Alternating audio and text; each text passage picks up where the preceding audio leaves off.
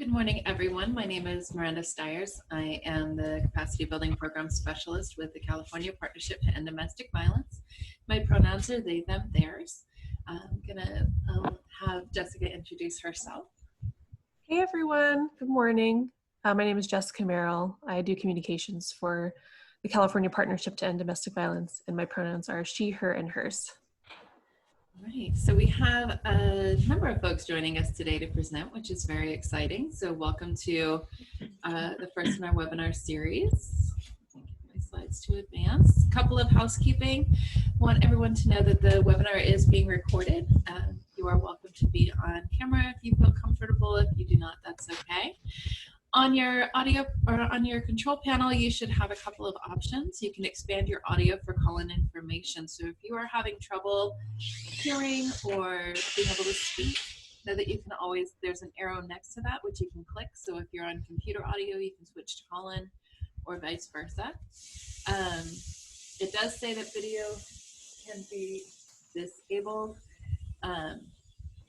So if you don't want to be on video, you're welcome to do that. You can see the other participants who are here, and you should have the chat to type questions and comments here. And Jess, I've got some background noise, so if you don't mind with the next piece. Absolutely. So I'm sure many of us have used Zoom before, but just in case you are just getting started. Oh, I'm sorry, did you already cover that section? Okay, sorry about that. Are we going to the next slide? Okay. So opening the circle, Miranda, I believe we just kind of go through and see who's joining us today, where you're joining us from, your preferred pronouns, and how you're doing. So you can feel free to say that verbally, or you can type it into the chat.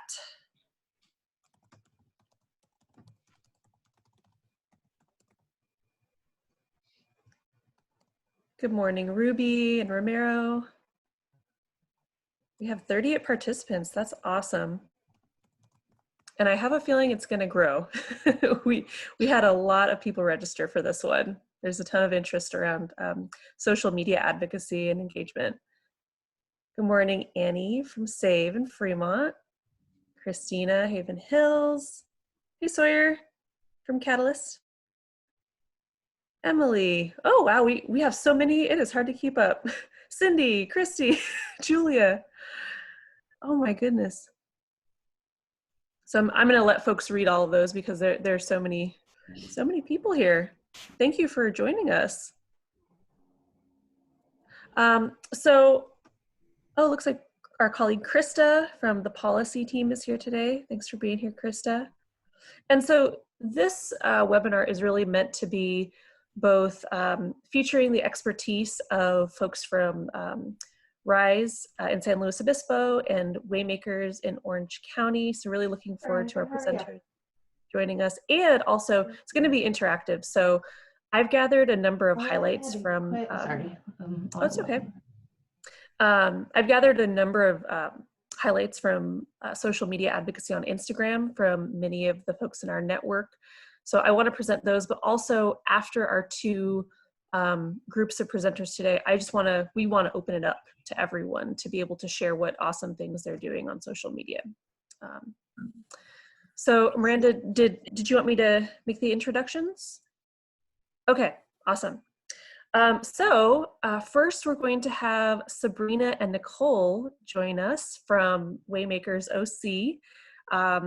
Their Instagram has always stood out to me as someone who does the social media for our organization, the partnership.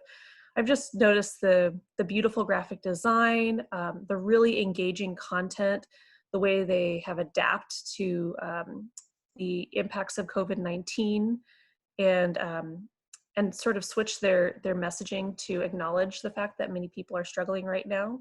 So I've just really appreciated that. And so I think without further ado, we can turn it over to Sabrina and Nicole. And Miranda will go ahead and share the presentation that they sent to us. Perfect. Awesome. Awesome. Thank you so much. Yes, thanks for having us. Yes. So I'm Sabrina, and then Nicole is also here with us. So Nicole is a prevention educator for our sexual assault program within Waymakers, and then I'm the prevention coordinator. And thank you so much for sharing that presentation. So we're just going to take about 15, 20 minutes and hopefully have time for questions, just kind of about our social media and how we do things. So just to kind of lay some of the groundwork, if we could see the first slide, that would be awesome. So some of our groundwork, just so you get a sense of how we approach things. So we have a social media committee. We have 7 staff that are part of the committee, that are part of our prevention, advocates, as well as management, which was established in July 2018 because we wanted to share the responsibility, and we really wanted broader perspectives from all of our team, which I think has really helped us adapt so well. And thank you for your kind words, Jessica, to the current situation, because we do have, a variety of representation on our team, which helped us kind of formulate our strategy for COVID-19, which we'll talk about. As I said, we have monthly meetings, we have a shared Google Drive and a monthly calendar, and we try and do a mix of posts that are relevant always, meaning evergreen posts, as well as we try and remain flexible within that calendar to do current events and to be able to adapt to situations like the one we're in now. If I could see the next slide, please, that would be great. So in terms of how we create our visuals, we actually are lucky enough that we have agency brand guidelines. So I don't know if other folks have that as well, but we're part of our sexual assault program. We're part of a larger organization, and so they have given us branding guidelines of what colors to use, messaging, typography, logo, which we review as often as needed with the committee. And so that kind of helps us create a cohesive look for our posts while allowing people to have their individual creativity. And it also makes things a lot easier if you do have kind of an established color palette, whether that be from your agency, if that's something you wanted to look into, or if you wanted to decide amongst your team. Having those kind of guidelines can be super helpful and make the process much less overwhelming, because as we know, if we have too much choice, if we have too many options, it can be really overwhelming to even know where to start. We also try really hard to make our visuals really inviting, really positive. We want them to have bright colors and to be very welcoming and not re-victimizing. We want to leave a positive impact on our audience. And I did also want to shout out another organization that I think does a really, really good job of this that I also would check out is Center for Community Solutions in San Diego. They have their CCS_prevent account on Instagram, and they also have like amazing, amazing visuals and do a great job adapting their materials and creating really inviting content. We also, I think another thing that really helped us in laying the groundwork for this COVID response was that we've always come from a place of transparency. If you wanted to go ahead and click the next slide. Thank you, Miranda, for sorting that out while I was talking.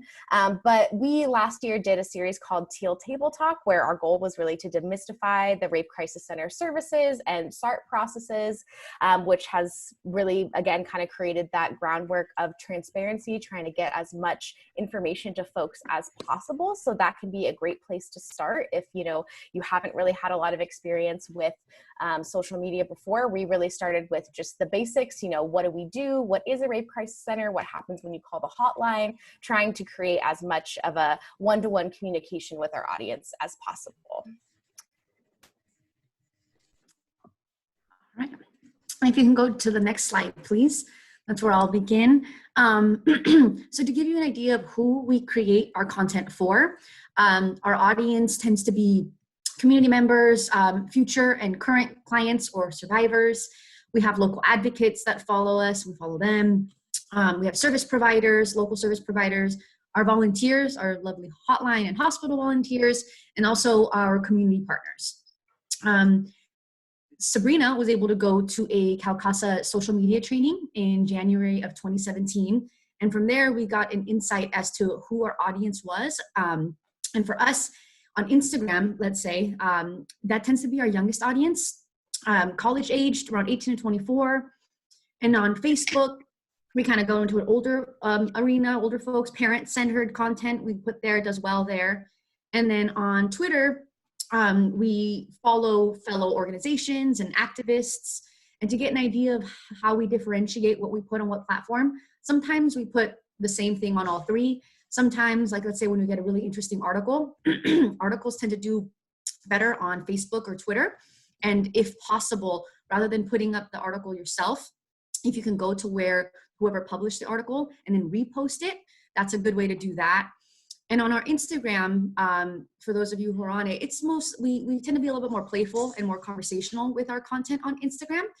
We put jokes, we put memes, just something a little bit more fun and inviting on there as well. And so if we can go to the next slide, please. We wanted to discuss our approach to social media for COVID-19.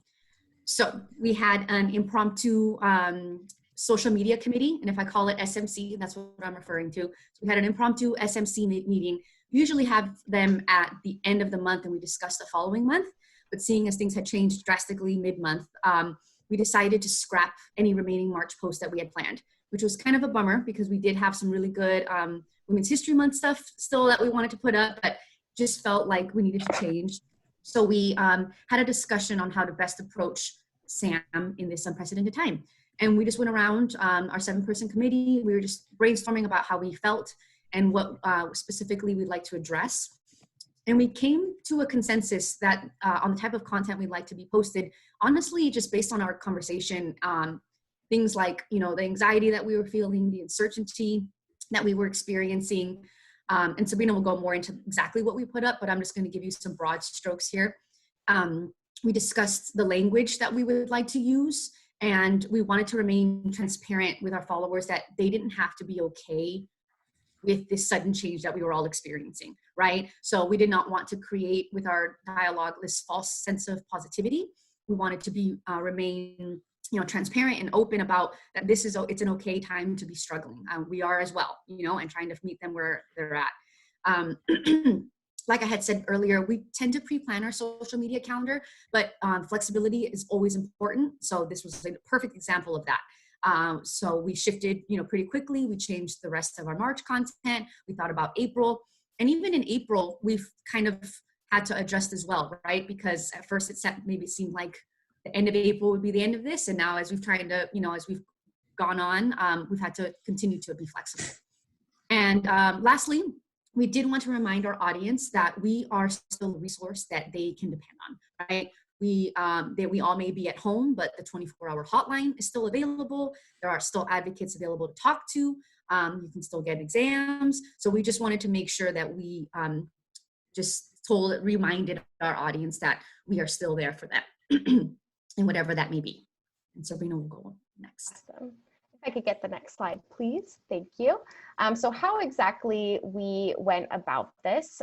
So first, when everything started, what we really were kind of focusing were on resources, because we were getting lots of emails from our agency, lots of resources that are available to community members. So right off the bat, we had 2 staff that were part of our committee that their job for pretty much the first 2 weeks was anytime we got resources through email, they were the ones posting it to our Instagram story. And so you can see here on the slide that we have a COVID-19 highlight on our Instagram, which are those circles along the bottom.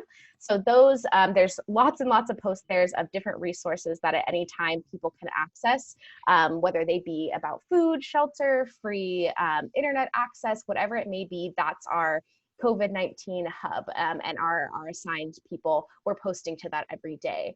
We also wanted to recognize resources such as LGBTQ resources that were still available, especially for youth who are now trapped at home in maybe an unsupportive home environment. We talked about safety planning around COVID-19 and what to do if you are not safe at home.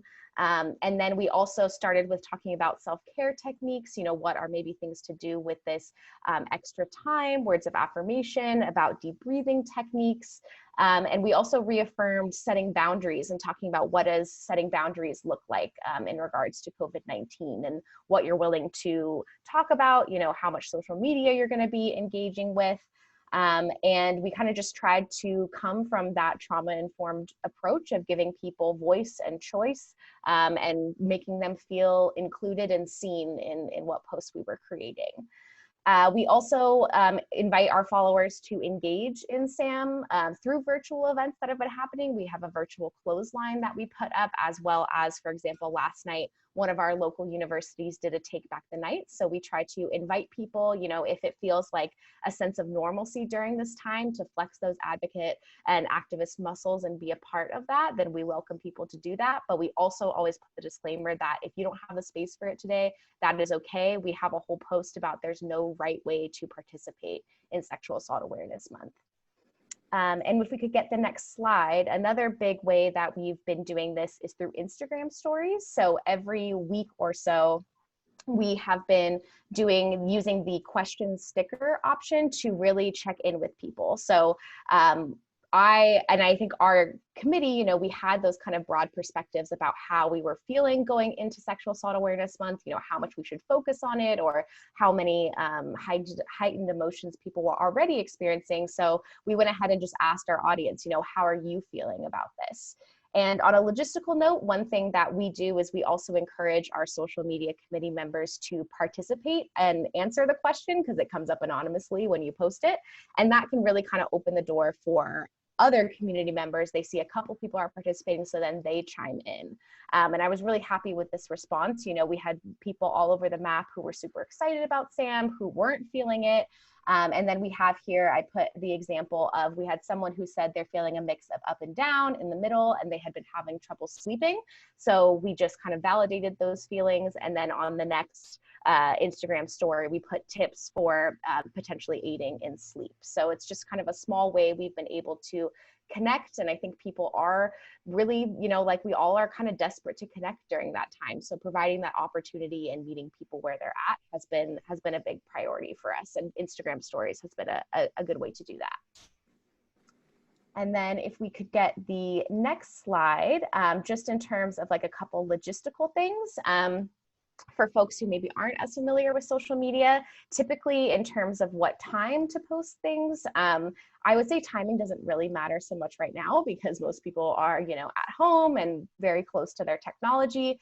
Typically during a normal time, the supposed best times to put up posts that they'll get the most engagement is typically between 11 a.m. and 1 p.m. for folks who are checking their social media during their lunch hour, and then in the evening. So because our staff works till 5, we post something around 4:30, 4:45 for folks to check out in the evening.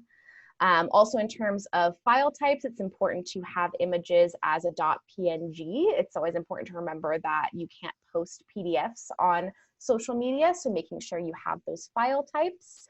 And I know a lot of folks do engagement over things like Instagram Live, which is awesome. We don't tend to do that. We will sometimes do live if we have like an event and people are covering the event, but we find, especially when it comes to an issue like sexual assault, where folks might not feel super comfortable outing themselves as a survivor, or that they want to engage in this conversation, we do a lot more. We have done Q&As in the past, but again, we do that using the question sticker on Instagram stories to allow that level of anonymity to make folks feel as comfortable as possible.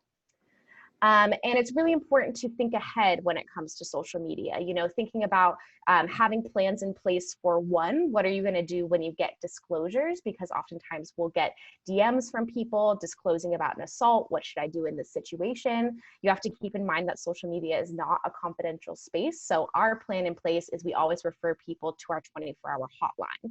But it's important to have that plan in place, because that will happen.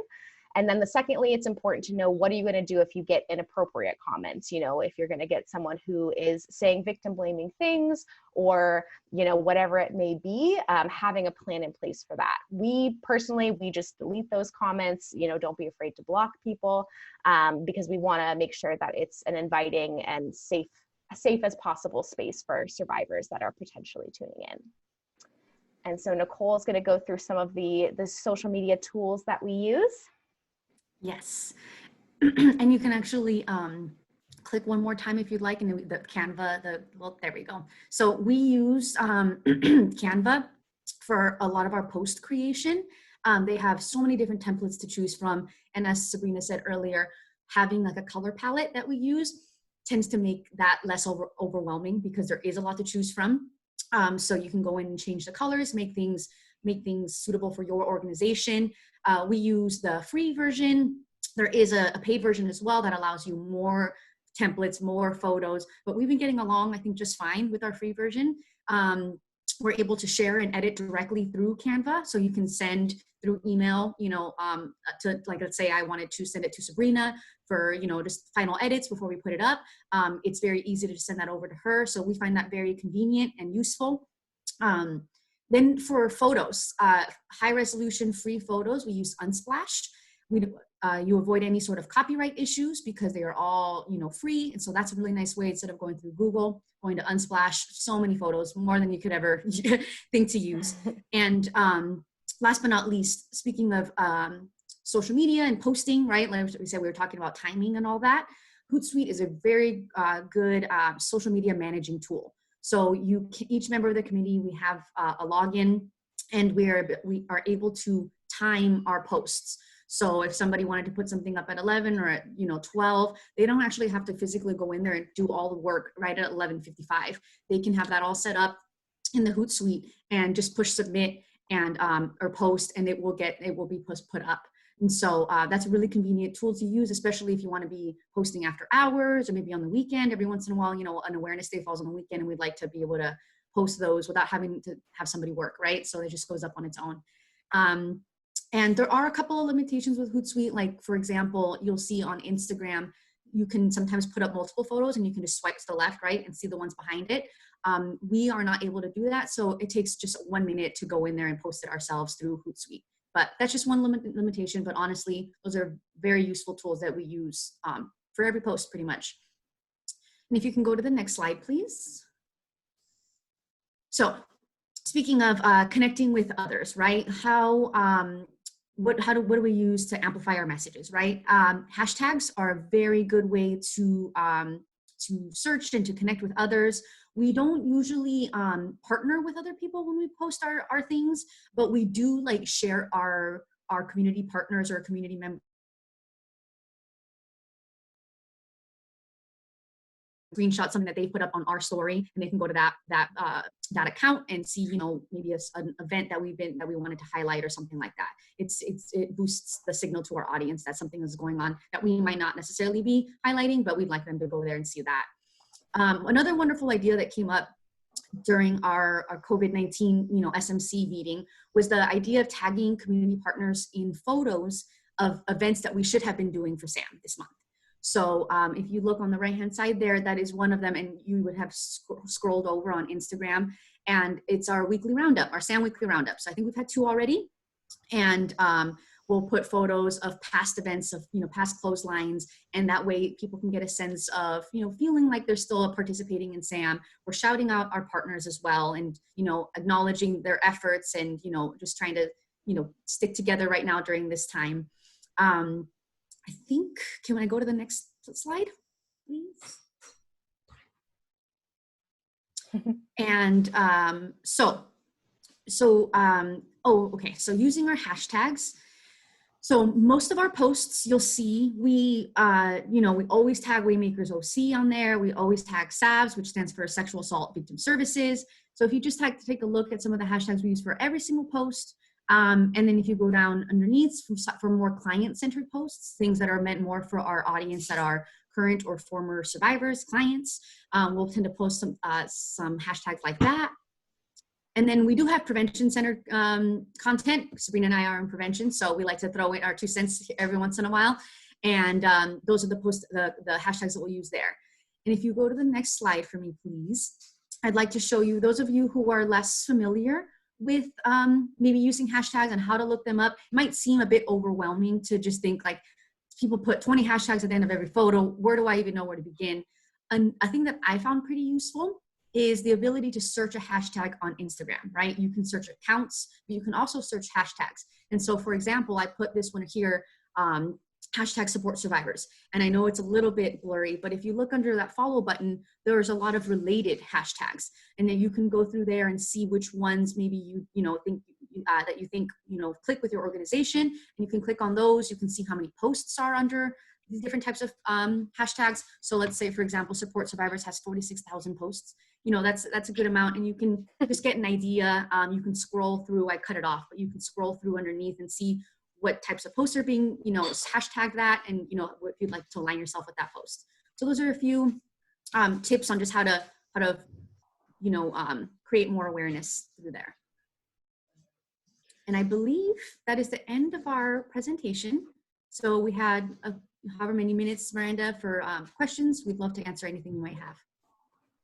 And we recognize that that was a lot of information that we were throwing at you, but we wanted to not go over our time while also providing as much information as possible. So there is going to be the recording and the slides and everything for you to go over in your own time. And we can provide our contact information as well if you have any further questions. But if anyone off the cuff has anything they'd like to ask, we'd love to answer those now as well.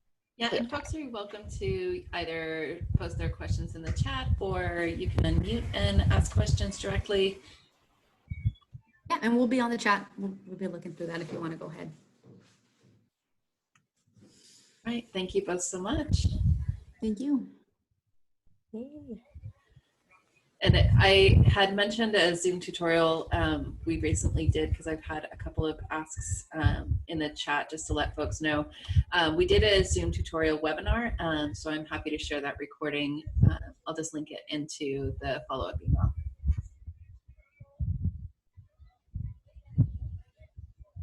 I have a quick question. What types of posts and stories do you think get the most engagement? And if you want, even we can share your Instagram page and like browse through, and you can point us out to one or multiple.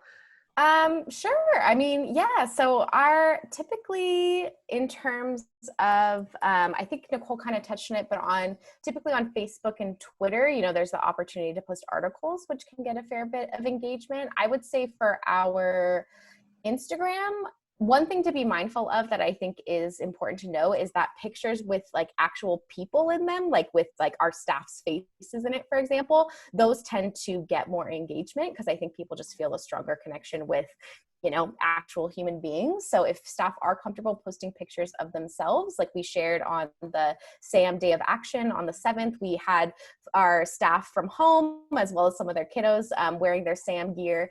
So that always tends to get good engagement. Videos get good engagement. I think, yeah, but I would say definitely the being awareness of the faces is a big thing to keep in mind. We love our cute graphics, but sometimes, you'll work forever on a graphic and then the next post where it's just like a picture of y'all at an event will get way more likes and you're like, all right. But as well as I would say memes get good engagement on Instagram as well. So it can kind of anything that's really, bright and inviting, I think it can really fall all over the map as well, if that makes any sense. Nicole, did you want to add anything to that? One moment. Sorry, my temporary spacebar on mute did not work. No, honestly, I don't think so. It just, like she said, it very much depends. And if you wanted to think about it logistically, what we do, let's say when there is a day of action where we have to wear a certain thing, like let's say for Denim Day, if we were in the office, we would have sent out an email the week prior and said, hey, can everybody, either at any point on that Wednesday, send a photo of yourselves to us, and you'll have like a point person. And, it can be group photos, it can be individual photos. And then hopefully that person who will put up the post will have like a template already ready, just dump the photos in there and we have that up on that day. But just thinking about that ahead of time and asking people to sending a reminder to wear orange or to wear denim or something like that is important. Awesome. Thank you. Yeah, I've also heard that. I remember being in a workshop for Facebook ads and the presenter said, when in doubt, always choose a photo with a face, with basically, someone. It can be one of your team members, which is probably even more engaging because they're real people, or it can be one of the better quality stock photos, which we love on Splash, and we love the Broadly Gender Spectrum collection too. Yes. And there were a few, oh, sorry, go ahead. This is Christy from What is Love in Santa Barbara, and I did have a question about So we're on the prevention side of things for intimate partner violence. And so our demographic is teens. And so I was wondering if you had some ideas and some suggestions for how do we really reach and engage that teen demographic, specifically around Instagram? So for us specifically, we actually don't have a ton of youth engagement. That is an area of growth for us. We don't have like a youth program as well. So we do after like presentations, I'll notice that like some teenagers will follow us using like their Finstagrams or something, but we don't have a ton of that youth engagement, unfortunately. Some feedback that I've heard from folks is if there's any way, if you do have a youth program, if you wanted to engage them and use it as a activism tool for them to create some of the content or to have listening sessions with them about the stuff that they like to hear. I know that a lot of teens are really into TikTok, which scares me, and I have not been on, but I know it exists. And so if it's something you wanted to explore, that might also be a way to go. And I know for one of our posts, for example, we have one of our advocates who's on the social media committee. She has a younger sister who sometimes is our kind of resident Gen Z person. And so every once in a while we'll be like, Paloma, what do you think of this? And if she thinks it's good, then we'll post it. And we have a question. Can you share about the internal conversations and processes around the idea for and creation of your social media committee? Sure. Yeah. So the committee basically, so it used to be before July 2018, I was the prevention educator, and this was before Nicole was brought on. So I was kind of the one prevention educator outside of my supervisor, and I was in charge of doing all of the social media. But basically, I just came to a point within myself where I was like, it was taking a ton of time for myself. And I also didn't feel that it was a best practice to have one person's voice representing a whole program or a whole movement or a whole agency. And so I really wanted to broaden the perspectives that we could have on our pages. And so I kind of brought it up to my supervisor, and she was like, yeah, go for it. And basically anyone who is a part of the sexual assault program who wanted to join is able to. We don't ever force anyone to contribute to social media if that's not their thing. But if someone has been an advocate for longer than their trial period and they're doing well with their workload, then they're able to join the social media committee. And then I always do a social media orientation with them where I explain all of the branding, our process, and how it works. Because how our process works is basically we do have that monthly meeting. We have our calendar set out, and then everyone's responsible for creating their own posts. And then those posts are due to me as the leader of the committee at least 3 days before the post is scheduled to go live. And then I do some edits back and forth. I do some editing of the caption. We reach that consensus, and then they're responsible for using Hootsuite or for going directly on the social media platform to post. So I do an orientation with all of the new members of our committee in order to get them on that same page. And then they join the committee. So it's been a pretty seamless process with our agency too. I will say we have our own page for the sexual assault program, which for Facebook, Instagram, and Twitter is at SAVS Waymakers OC, which is Sexual Assault Victim Services. But there are also other Waymakers programs that do their own social media, which is why we have that hashtag Waymakers OC that kind of unifies all the programs. So that specifically is just the process within our program. It looks different within other programs as well. I hope that answered the question. If there's anything else about processes, I definitely can answer that too. There was also a question on, have you found that there is a higher rate of certain issues with mental health over others? Meaning, should we focus on one thing over others with our outreach?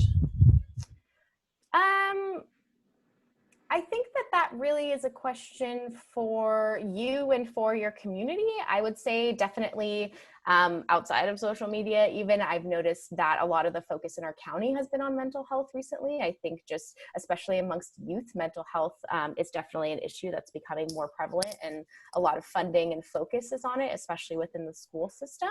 I would say right now too, we're definitely focusing on mental health, you know, as so many people are experiencing that uncertainty and that fear around COVID-19 and how the world is changing. So I would say that we're definitely focusing on it more than maybe we typically would, and kind of incorporating that into our prevention strategies, as well as another resource that I'll put out there that has been cool that we've been posting on Facebook is the Crisis Prevention Institute. Has a lot of good articles about de-escalation techniques and about healthy communication that we've also been using, because it is relevant to COVID-19 and everyone being stuck in their houses, but also it is relevant to that prevention messaging about, you know, healthy communication and boundaries and finding ways to tie it together. But yeah, so I would say we're focusing on a broader range of topics that are more outside of sexual violence than we typically would be,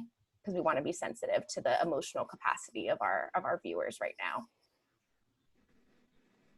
And any tips on how to increase your social media following? Any tips? Oh, Alejandra, what up?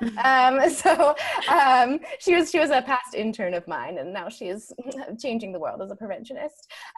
So any tips to increase social media following? I would say hashtags is huge. A lot of folks find us through hashtags. I would say sharing other organizations' content makes them more likely to share your content, which is helpful. I think I don't know, Nicole, do you have any other tips for that? I would say ours has just been like a slow and steady grind and growth over time. It has, but I also think that you do spend time on our social media, and you do follow people, you know, as needed, or like other organizations' posts as well. Don't let it just be only used to post. Go in there and actually be active in it. That's why it's nice to have a committee, and Sabrina does take on a big portion of that, but I have an access to that too, and you can go in there and like some things and just make it seem like somebody's actually behind that account. Does help. And what I had skipped when I was talking about hashtags is that I do, if you do presentations, I put it at the end of my presentations, and when we have our hotline, I put our handle for Twitter and all of that underneath it, because some people, they don't want to admit that you know what I mean. It's just nice to have it there so that people can follow on their own accord. And I go to high schools all over Orange County, and we tend to have, sometimes I'll go to a school for the whole day and present, and Sabrina will tell me like, oh, we got like 4 new followers. And it might be for those students that I spoke to. And I tend to pitch it as, if you don't want to ask me a question, you know, regarding sexual assault and abuse in front of, you know, your classmates, you know, feel free to ask a question, and we can send you to whoever can best answer that, or an advocate or something like that. So I think even just we have it on the back of our 24-hour hotline card as well. We'll have our little handle at the bottom. So just raising awareness, putting it on business cards, putting it on hotline cards as well. One other thing I'd like to suggest too is a lot of people are looking at public health accounts right now. So, and this is really for any kind of related social justice or community group that you might follow. Commenting on high volume posts of theirs can really help drive interest in your content as well, and produce some additional followership. Oh, awesome. Thank you for that. Yeah. And there was a question, do you typically put any promotional dollars behind posts to help get your reach out there to those who might not already be following your page or might not find you via hashtags?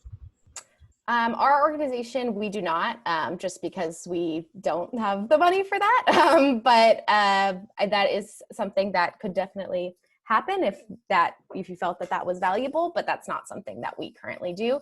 All of our views and our reach is organic at this moment. Perfect, thank you.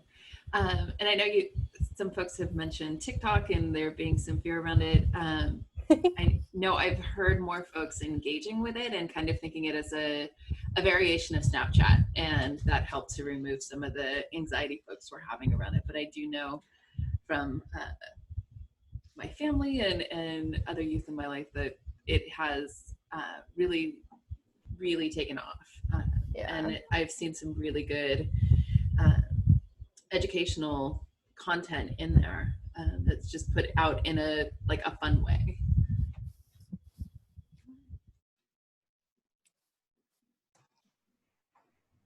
Okay, well, I think we are just about ready to wrap up this first part of our presentation. Thank you so much, Nicole and Sabrina. This was amazing. I learned a lot. And I also noticed that you tagged the partnership in your story.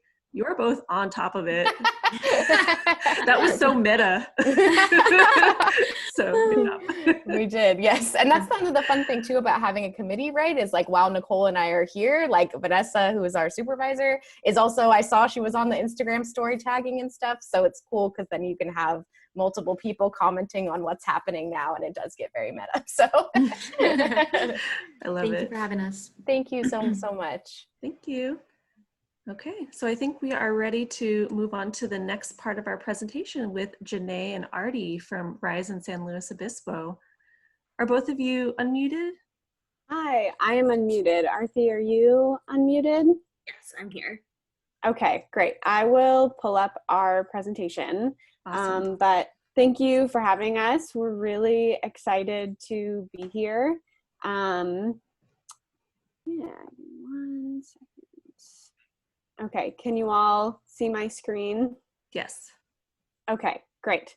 So yeah, like you mentioned, my name is Janae Sargent. I use she, her pronouns, and I'm the Education and Prevention Manager over at RISE in San Luis Obispo.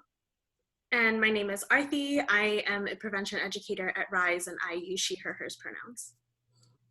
And we're going to speak a little bit about our COVID-19 social media strategies. And I'm actually really glad that we've made this combination because our strategies and tones are really different from what Waymakers is doing. And I think that that's really important because we have two different goals that we're trying to get at. So we're going to speak a little bit more about the youth engagement and using social media as a tool to empower the youth. So some things we do that they don't, and they do a lot of stuff that we don't as well. So just a little bit of context about our social media. RISE as an agency, which is a dual agency, has its own social media. And then we run what we call close to home. So this is an entirely separate account, and it's created all by volunteers. We run a team of community organizing volunteers. So these are not 65-hour trained volunteers. We have a youth leadership team and an adult leadership team. And this was born out of a need for the community to interact with something that wasn't necessarily tied to a rape crisis center and an intimate partner violence center. So, you know, we exist alongside of RISE with the goal of preventing violence, but we take a much larger scope of that. So we say that we're a community action team dedicated to making San Luis Obispo a healthier and happier place, and we really focus on that community connection piece. So the close to home Instagram has only been around, we run a bunch, but Instagram is our most effective. It's only been around for 8 months. And one thing that I'll say that I think is pretty unique about it, so our followship is a lot smaller, but people are interacting more. So for example, RISE has about 1,200 followers, and we have about 300, but more people are interacting on a consistent basis. We get more likes, we get more interactions, and it's a bit more steady than the RISE social media. So I think for me, that is a sign that we're doing a good job in engaging a different audience and keeping them engaged. So by creating a separate Instagram and Facebook and Twitter, we're able to have a little bit more flexibility in what we can post. We don't follow branding guidelines, although RISE does. And I think, again, that's just a question of what your purpose is. For us, we wanted it to feel organic, we wanted it to feel authentic, and we wanted it to feel like something that your neighbor was creating. And then, like I said, it's a really big tool for empowerment and for training in our youth. Everything that comes from our social media is created by our youth. We offer scholarship opportunities, and a lot of it doesn't explicitly talk about sexual violence or intimate partner violence. They're just focusing on giving their community something to connect to and engage with.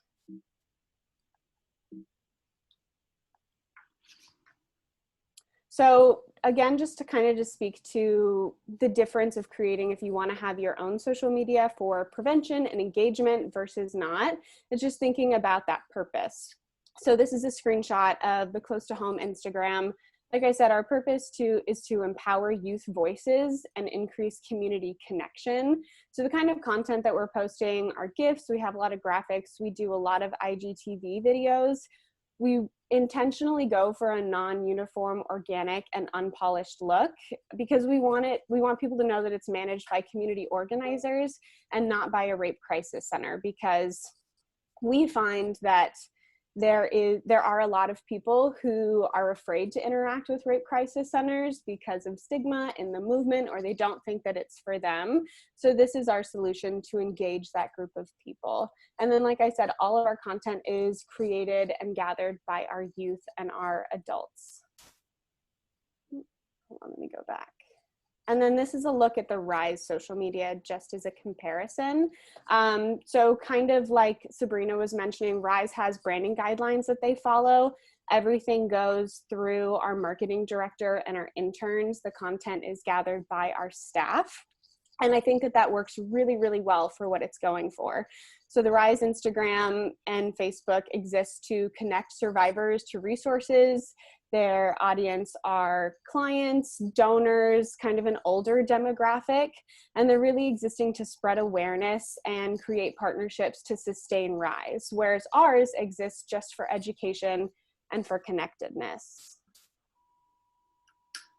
So during COVID-19, we kind of followed what we always follow with our social media, and that's that we exist in response to the community and to provide the community what it needs. I think like everyone as preventionists, we had our own ideas of what we wanted to do for SAM, of what we wanted to do with our community action teams in creating sustainable solutions to violence. But when COVID-19 happened, we really had to step back and say, why are we here? So just like with the creation of our social media, the most important thing for us was to go to our volunteer teams and let them lead what was going to happen. So we had to ask them, what are you and your friends missing out on right now? And how can we as a team fill that? And I think to do that, it takes a lot of humility. It comes with a lot of frustration because there are things that teams want to do that you may not think are going to work out, that don't necessarily fit in with how your organization does things. And you might consider yourself an expert, so you know more than this 15, 16-year-old. But we exist for them and we trust them as experts in the community. We're more providing a tool for them to do what they need to. So we let them lead the way as the experts. And we've shifted a lot since COVID-19. I'm kind of going to turn it over to Arthi now to talk about the specifics of what we've done.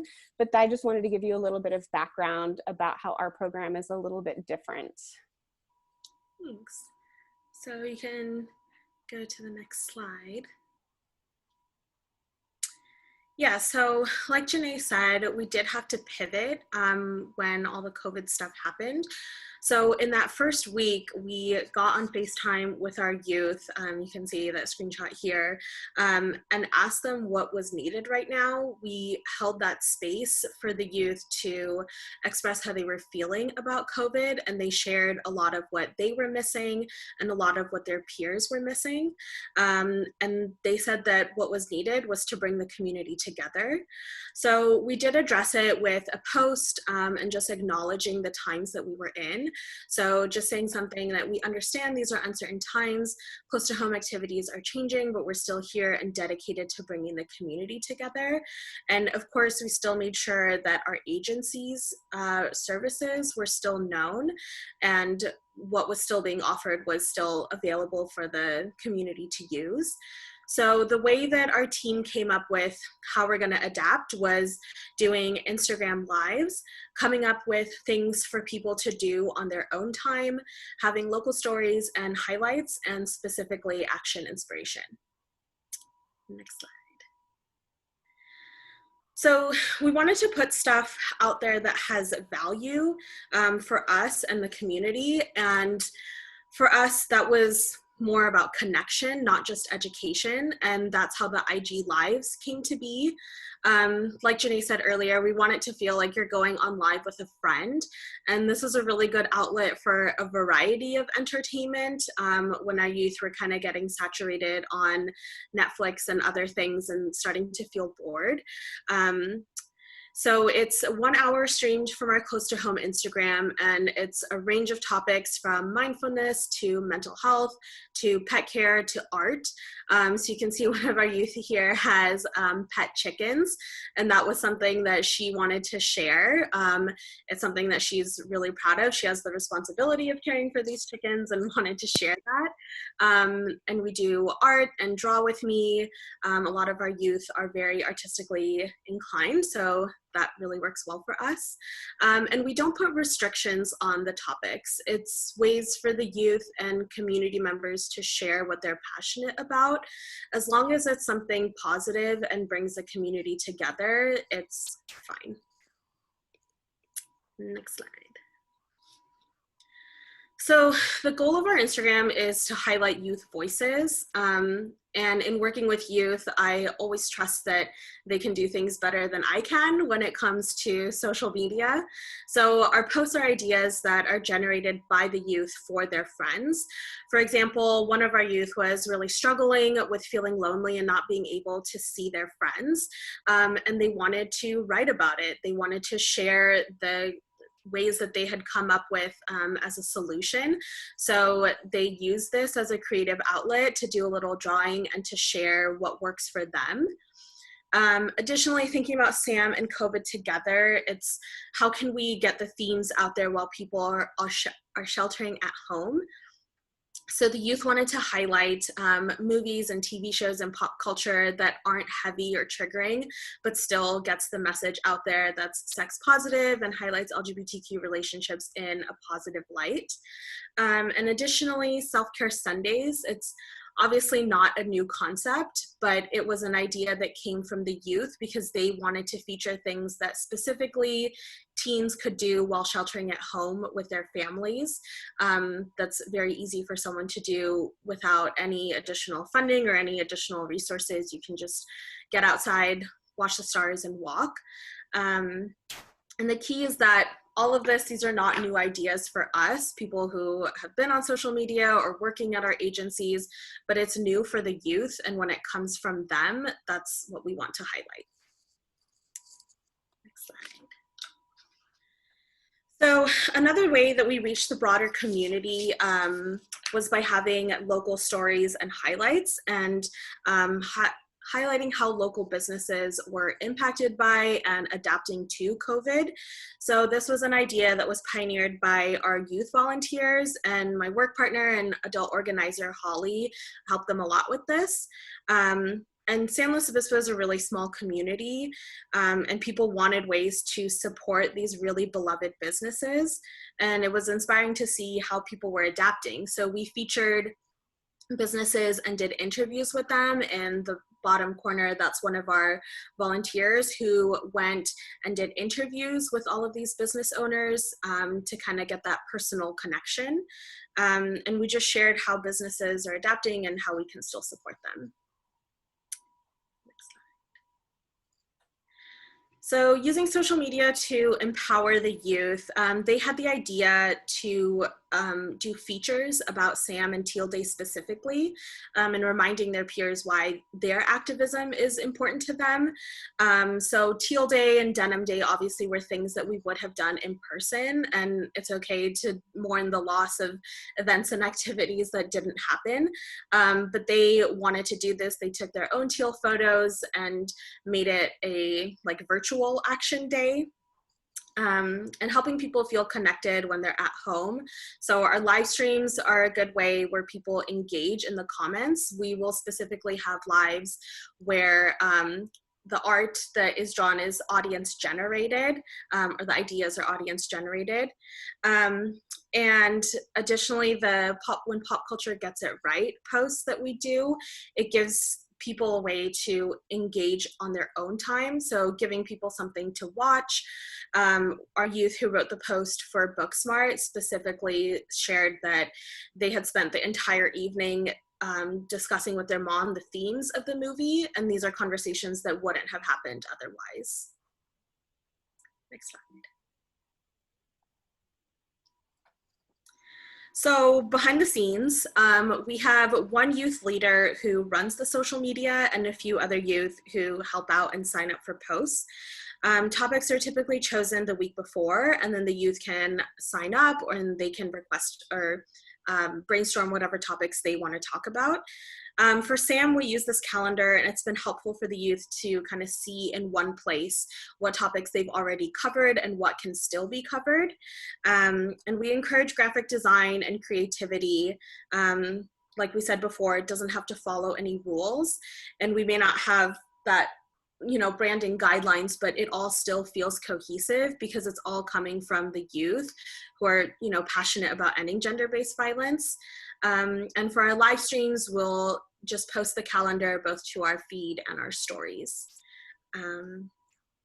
Yeah, and we also understand that life happens, things come up, and we're patient with that. It doesn't have to be perfect. The organizers are here to step in if need be, but for the most part, if a day gets skipped, it's not the end of the world. Next slide.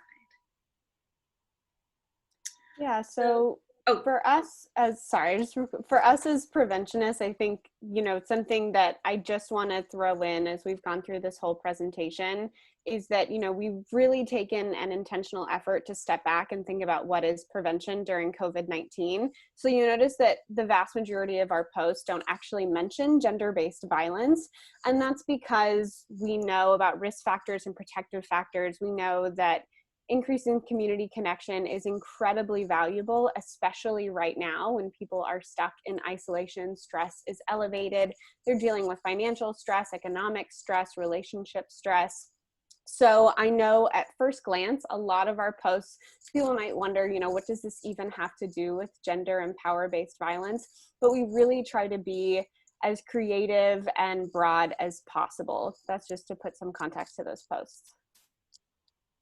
Yeah, thank you. So just some tangible things that we use. Canva, as mentioned before, it's an app and a website. There's a free version, and I think nonprofits are eligible for a pro version currently. And our youth like to use Spark Post to create their graphics, and my personal favorite is an app called Over. And both of those are free with the options for a paid version. So I wanted to talk a little bit about our partnerships. In preparation for this, we were talking about the community partnerships that we utilize most and how we've built those. So going back to that idea of we don't actually have a ton of followers, but the followers that we have really consistently engage, I think that comes from our partnerships. So at the very beginning of our social media, we had a project for our youth to go out and interview people and organizations that were making a difference in San Luis Obispo, whether that was gender and power-based violence related or not. And so they were going out and meeting people like our mayor and asking her what she's passionate about. So that now, 8 months later, our mayor is a really close partner, and every time they post something, she shares it. We also worked really hard at building relationships with other peer educators, with other schools, with other leaders. That way we're not going to them now and saying, hey, we had this really cool post, can you share it? We already work really symbiotically off of each other. So again, just going back to that, everything about our social media, we want to feel genuine and we want to feel like it's coming from your neighbor. Yeah, and just to recap, like, we listen to the youth and let them lead us. It's provides them responsibility to be creating content on a schedule, and they enjoy doing it too.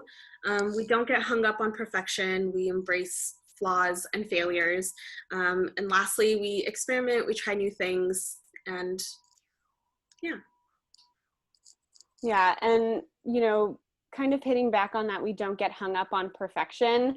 we recognized very early on that to be able to have a tool like the Close to Home Instagram and Facebook that empowers youth to create content that they're in charge of, we knew that that wouldn't necessarily fall in line with our organization, because all organizations have branding guidelines. They have an image, they have relationships with the community that they really need to keep up.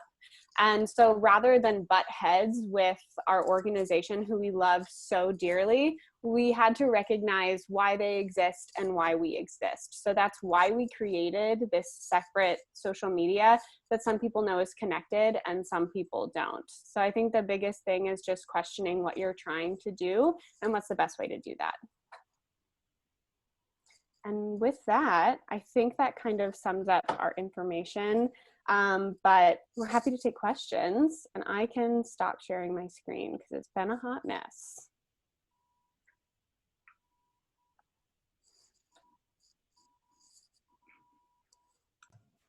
So folks can feel free to unmute themselves and ask them verbally or type them into the chat.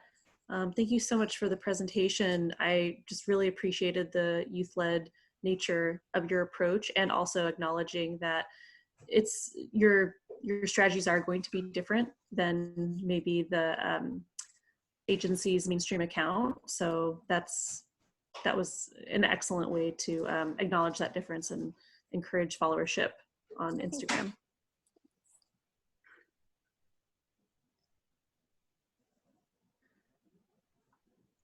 Looks like folks that's cool, are Laura. getting inspiration. I just wanted to say, this is Christy again from What is Love Teens down in Santa Barbara. And I just wanted to thank you so much for giving us some more creative ideas around how our youth can, Zoom right now, but in the future meet directly with the mayor, city council members, other organizations that we're partnering with, and asking them like the question of, what are you passionate about? I just think that that really begins this relationship building that can really have this great symbiotic sort of effect on both our organization and also in the community. So thank you so much for that. You're welcome. Thank you, Christy. And, kind of bouncing off of that, just really quick, I know that not all organizations work with youth volunteers. Obviously, I will speak endlessly about how much I love youth volunteers and how important I think that they are. But even if you don't have a youth volunteer program, I don't see what's stopping any of us from going to our local GSA clubs at the high schools or recruiting some people for a pizza party and asking them, one, if they know about your organization, what they think of it, and what they're passionate about and how they can help. I always think, if they can drive it, that's great. If you're not at a place where they can drive it, we should at least be listening to what they think about it. So thanks for saying that.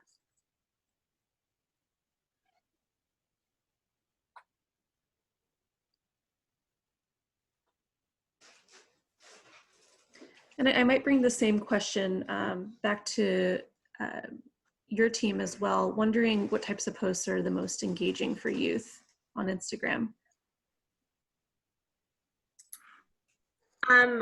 I can answer this. I would echo what Waymakers said, that when we are highlighting our youth and featuring them with a photo of themselves, that tends to do really well.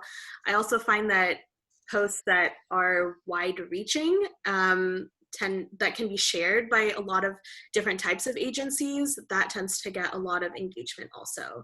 And the more creative they are, the better, especially if it has that personal touch. That's what's gonna, for us, have more engagement.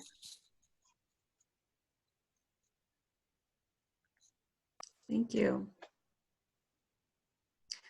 So folks can definitely still ask questions. As you're thinking of your questions, I wanted to let you know about the next part of our format. First of all, I'd just like to open it up to everyone for preventionists to discuss what strategies you're using to engage youth and your broader communities in the work. So feel free to talk about some highlights.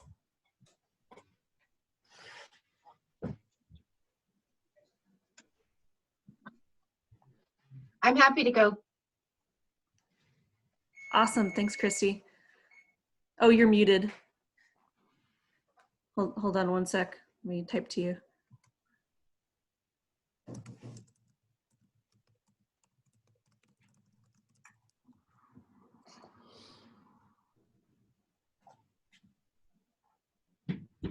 Christy, you're muted, and I'm not able to unmute you. There we go. Perfect. Can you hear me? Yes. Sorry about that. One of the things that we're really noticing over the last 3 to 4 weeks is that our young people are feeling Zoom fatigue. They're feeling really sad that they're really missing their friends. They're grieving a lot of the milestones that they're missing. We're seeing a real sharp increase in teen dating violence over the last 3 to 4 weeks. And so we sort of got together as a team and with our teen leadership as well and said, what do they need right now? And the resounding response was, we need something fun to do. We need to like take a break from school and we need something fun. And so we all came up with this idea of this teens socials challenge. And we're only going to be launching on Fridays, so after schoolwork and whatever else they got going on for the week. And it's a way for them to be creative. So how can we emotionally connect while we physically distance is our messaging. And then we've created the teens created this new avatar. So she's a hero, and she's going to be putting forward these challenges each week. And each week it'll be something like, who are you being a hero for? Is it your family? Is it your grandparents? Is it an auntie or an uncle that is sick right now? And then having them share a little bit about that. We're doing lots of self-care and sidewalk chalk art. Like the kids are really starting to get into that up here, at least in Santa Barbara. We usually have a chalk festival each year here, and that's not happening. So, and then really just trying to figure out creative, fun ways, like even hosting a costume Zoom party at the very end of our challenge for youth who are just really wanting to dance and just have some fun. And so I posted our flyer in the chat section with our Spanish and English. All of our Instagram posts will go out in Spanish and in English. And encourage everyone to please share that opportunity with your kiddos to connect in just a fun way and to have something maybe to look forward to over the weekend. So, Christy, can you share your screen as well? I love the flyer design. Oh, sure. Okay. Let me hold on a second. That'll take me a minute to pull up because for some reason, I'm in this huge screen. There we go. Okay. Yeah, this flyer image was so fun to create with the youth, and I just I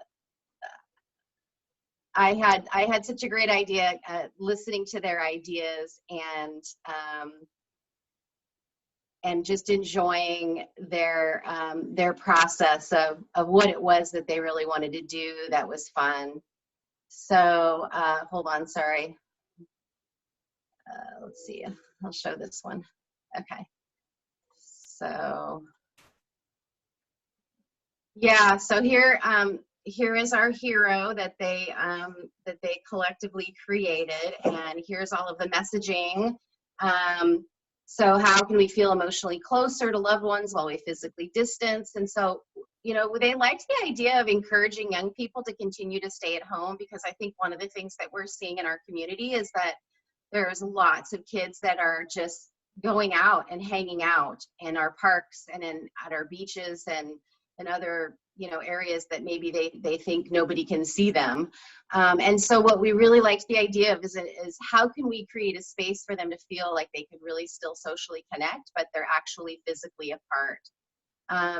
And then we went back and forth about offering cash prizes, but we thought it would be something fun if, at the end of all of this, they had a gift certificate to whatever, Amazon or something where they could actually get something delivered to them. so that they, that they felt like they were really participating in something that had some meaning to them. But it was also this messaging around self-care, around staying at home and having fun. So and really invite, again, and organizations across the state to invite their kiddos and follow. And I can't wait to see what they come up with. They're just so creative. And the artwork is awesome. Where did you connect with an artist for that, or did you purchase it? This is what was so fun about this. We had our illustrator, which happens to be my niece who lives on the East Coast. Her name's Gina Pappas. I don't know if you can see it on this image. It's just right on the inside of the cape. That's her handle, her Instagram handle, Gina Pappas.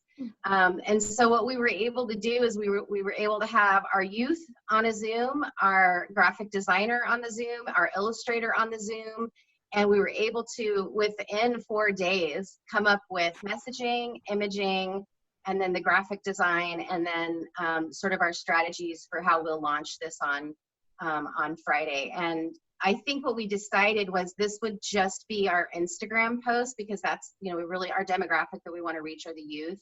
And then on Facebook and Twitter, we have just messaging to parents around how they can get their kiddos connected to one-on-one sessions with our counselors, and then how we're supporting the teachers right now. Our curriculum is in all of our health classes in Santa Barbara Unified School Districts. And so the teachers have been so stressed out this last week. And so we're trying right now to figure out every way possible how we can make that seamless remote delivery of the curriculum, which is completely changed because everything was designed to really increase social emotional strengths and healthy relationship strengths. So it was all designed to be school-based and classroom-based and small groups. And so we thought that would be better messaging for Facebook and Twitter. And then so this will only be the challenge, and our avatar, our hero, will only be on our Instagram post. Thank you so much. And I love the inclusive and actually very fast creative process. Yeah, I was surprised we were able to pull that off. Thank you. What other social media highlights do folks have to share?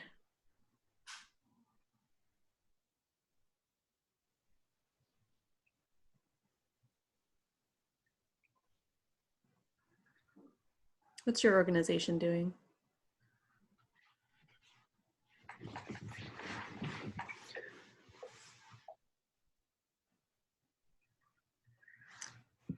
And in the meantime, if folks are still thinking, I pulled up some examples of really cool posts that I happened to see over the last few days. So I am happy to share those in the meantime. And please, folks, interrupt me too. If you think of a post that you want to share, definitely turn on your mic and start talking, and I'll take a break.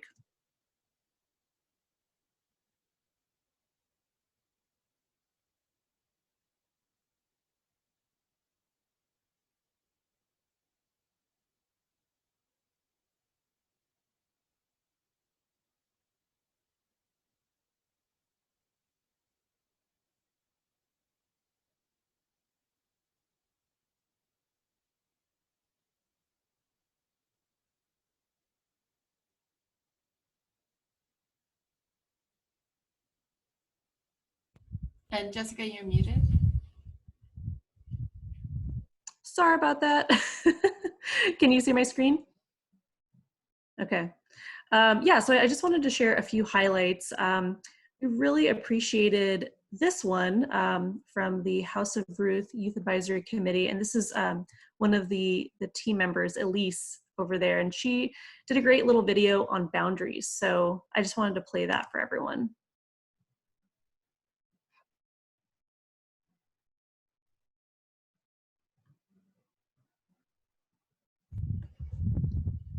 Jessica, can you click on share and then optimize sound?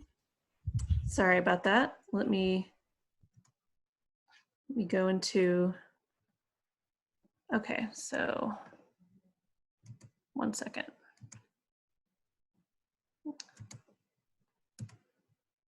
Okay, so I need to optimize sound, is that it? When you click share, there's 2 buttons in the lower left-hand corner that will make it possible for us to hear the audio. Oh, okay, got it. Let me see. So, music or computer sound only, I'm assuming? You'll just click both. Okay. Sorry, everyone. Still figuring this out a little bit. Okay, hopefully this works. 19. Can you hear that? I can hear the sound, Okay. and then we just need to see the screen.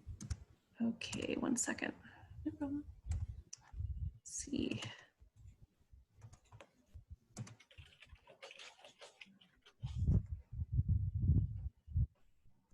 Can you hear that now? Mm-mm. I'm having trouble. Okay, Miranda, I'll pull mind it if up. I share this with you? Okay. I'm going to share the link with you. 1 sec. Oh, I've got it. Thank you. Okay, good.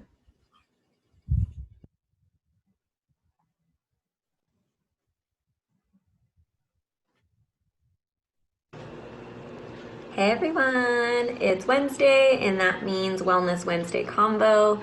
Thank you all so much for voting last week. The votes are in and we're going to go ahead and talk about setting boundaries with our family during COVID-19. Setting a boundary is something that's already really difficult, but now we have this added layer of being under quarantine and it makes it even that much harder. So we wanted to go ahead and give you all some tips and tricks in how to stay healthy, emotionally healthy during this time by talking a little more about how to set a boundary with our families. And so all the while we are, stuck or safe at home, it's really hard. Family is exhausting. So we want to make sure that we are navigating it appropriately and being true to what we need from our family members. So what is a boundary? We want to first identify that. A boundary is something that protects us. It protects our time, it protects our energy, and it also protects our space.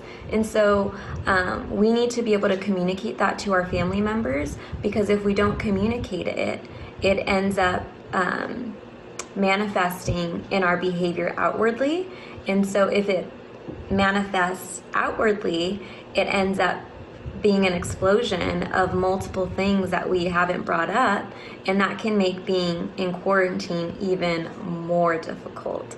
So a boundary is something that protects us, and we want to make sure that the family that we are with during this time knows our boundary, so they don't overstep, and that we're all on the same page and are able to navigate this quarantine in a healthier way. And so now we're going to go ahead and have Alejandra share a little more about setting boundaries within our home. Emotional boundaries is basically you knowing how much emotional energy you're capable of taking in, but also giving out to others. It can also be to what level you feel comfortable sharing with someone about personal information and when. So a lot of us don't feel comfortable sharing our life story to strangers. That's an example of an emotional boundary.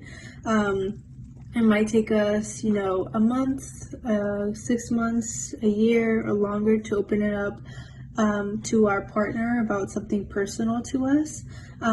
We all have different emotional boundaries, so it's important to communicate those boundaries with others and learn their boundaries as well.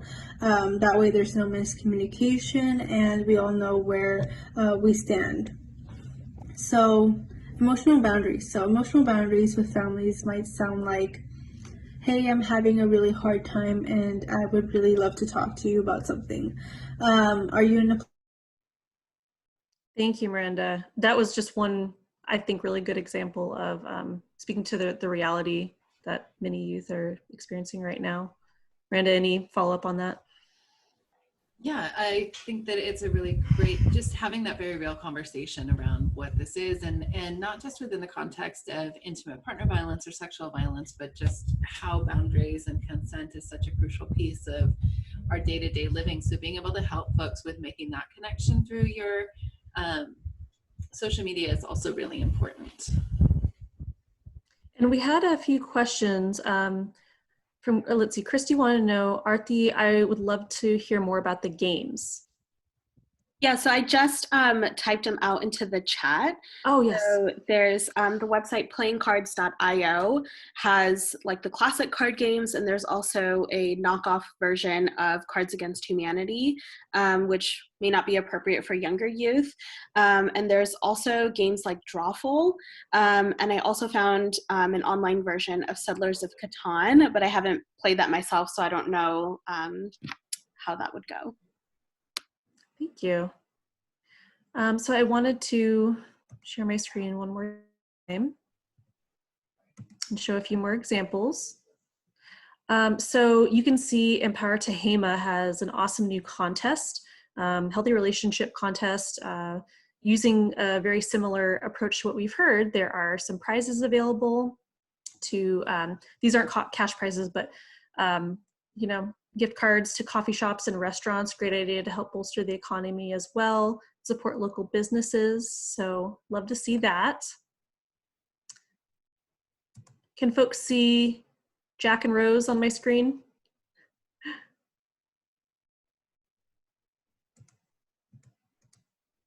Can folks see this, Miranda? Yes, we can Okay, see that. awesome. Yes, we can see it. I just love this. I thought this was so creative, and everyone thought it. Yes, either there was room for both Jack and Rose on the floating debris, or Jack, there might be another piece of debris that you can find. I think it really speaks to the healthy relationship behaviors that we constantly try to promote, that we are whole in and of ourselves as well. So I just thought this was very creative and helps use pop culture to communicate a really important point. Yeah, Ruby says, love it. I did too. Let me find some of the other ones. There's Bee Project. I loved this GIF. It's normal to feel sad, stressed, confused, scared, or angry during a crisis. So just something simple, an offering of support with some you know, compelling, colorful graphics. So loved that. Have folks heard of Youth Radio? Youth Radio is awesome. It's completely youth-led. It's a radio show, and this particular video talks about breakups, and you know, they kind of transition from breakups in a relationship to whether folks have experienced breakups in friendships too. And given my sound issues, I actually do want folks to be able to hear this, because they very creatively, I believe this is the influencer talking. So they use like a still of her, and then there is audio that is kind of overlaid to create a video. So this is also a good idea too. If you just have like a still image, but you have some youth discussing a topic, this might be kind of a cool idea. So I'm actually gonna stop share. Miranda, I'm gonna send this to you if you wouldn't mind playing this. I think it's like a minute. Yep, I've got it up. Okay.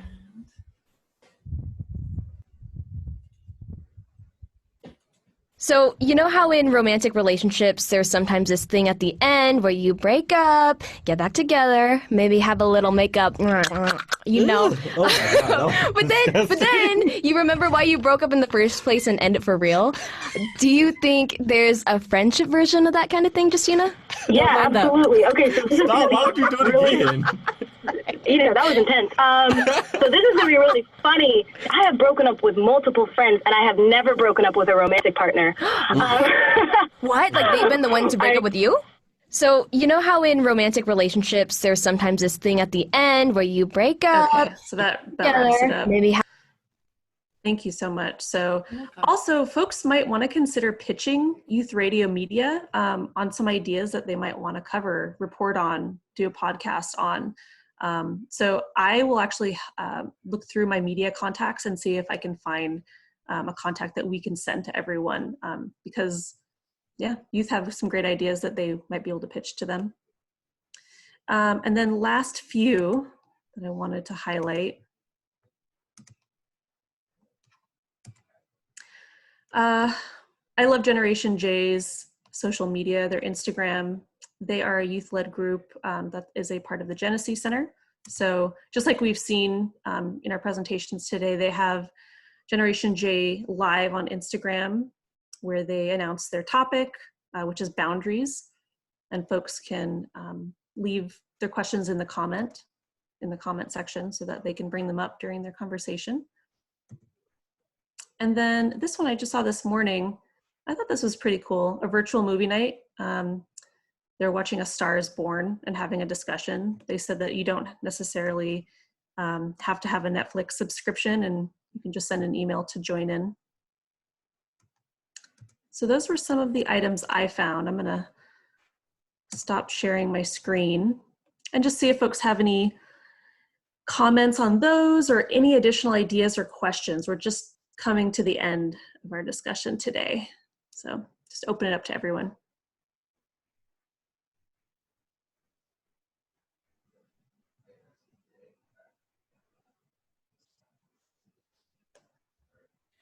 I would also encourage folks to give yourself a little bit of space and grace. We're all struggling with this new normal, and I appreciate everyone's patience with my new coworkers and their squeaky toys and so on, and knowing that that's going to be part of the reality that folks are dealing with right now. And it's not any one individual. And I keep hearing this kind of messaging of we're all in this together, and we are. And it's okay to acknowledge that there are disparities in how we are experiencing this.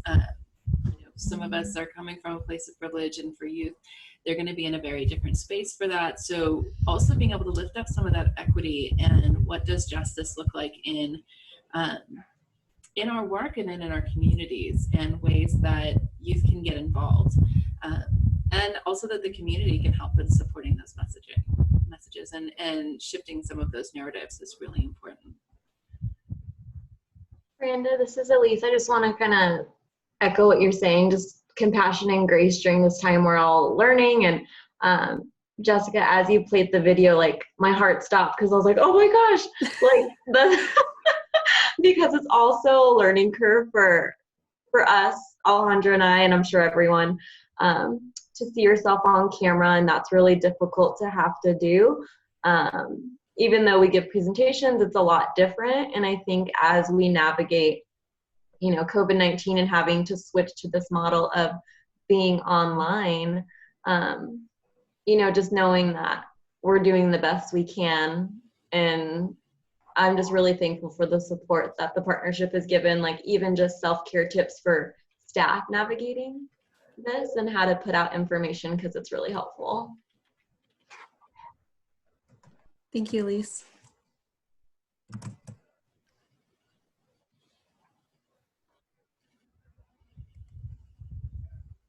Okay, looks like we're wrapping up. I just wanted to say thanks to everyone. Thanks to our presenters. I learned a lot, and I'm definitely going to be using some of the strategies you mentioned. And thanks to everyone else for this discussion. I wanted to also echo that. I wrote down 6 pages of notes.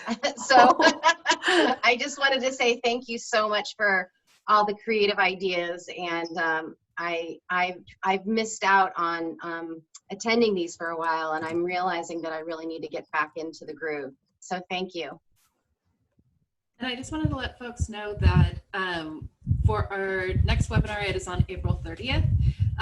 It's going to be the exact same link, so just use this same link and you can join us on the 30th. And know that ongoing, we are using the same link. So we'll have different registration forms for our member-click site. As everyone knows, we all have data that we have to collect, and then we can make sure that we are able to have folks and having that consistency. We have heard from the field the want to connect more, so that we are doing these webinars every 2 weeks during the shelter in place. And as we go forward, if there are any questions that folks have, please feel free to reach out. If you would like to join our Prevention Peer Network listserv, please just send a follow-up email tomorrow, if not today, and there will just be a really brief survey of how did you feel about today's call, did it meet your needs, and because we're always evaluating as preventionists, and also some connection information and ways that folks can have profiles on our agent member website. And if you, again, my coworker is going. So if you have any questions on receiving the prevention newsletter or the prevention webinars, etc., I'll make sure all of that contact info is in there. And if you are not a member of our coalition, you can still access all of these services. So thank you, everyone. Thank you. Please join us on the 30th for our next PPN. We got exciting news that journalist from Univision 19, Yomara Lopez, just confirmed. So if you're interested in learning how to deepen your relationship with journalists and pitch them and have great story elements to include, please join us then. Thank you. Bye.